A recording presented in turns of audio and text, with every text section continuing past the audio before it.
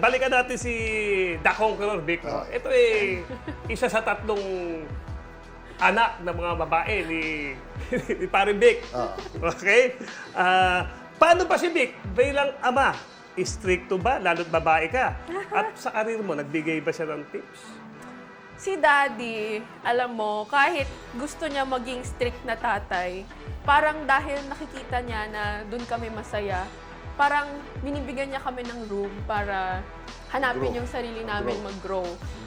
Ang daming beses na namin nag-away ni Daddy na iniiyakan na niya ako, ganyan. Kaya alam mo, sabi ko, buti hindi ako nagkaroon ng anak na babae. Kasi pa nagkaroon ako ng anak na babae, tapos katulad ko, baka hindi ko talaga kayanin.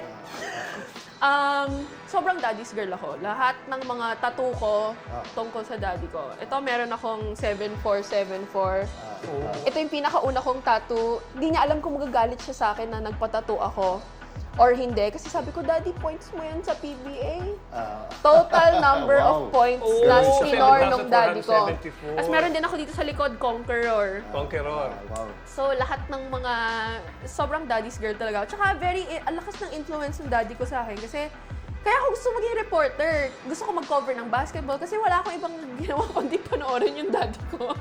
Sumama sa mga ensayo, na panoorin yung mga games niya, pag-usapan yung mga games niya.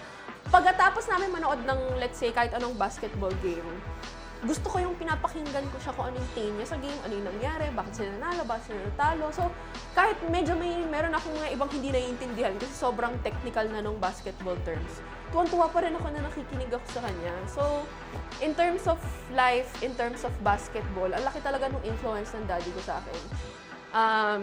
Hindi ko nga alam kung paano niya nagawa eh. Kasi di ba sobrang tahimik ni daddy, hindi siya nagsasalita. Sobrang tahimik siya. No? Ako matapang ako, madaldal, parang may paninindigan. Alam mo yon, ganun akong tao. So, paglalaban ko ano yung tingin kong tama. Kaya madalas kami nag-aaway eh.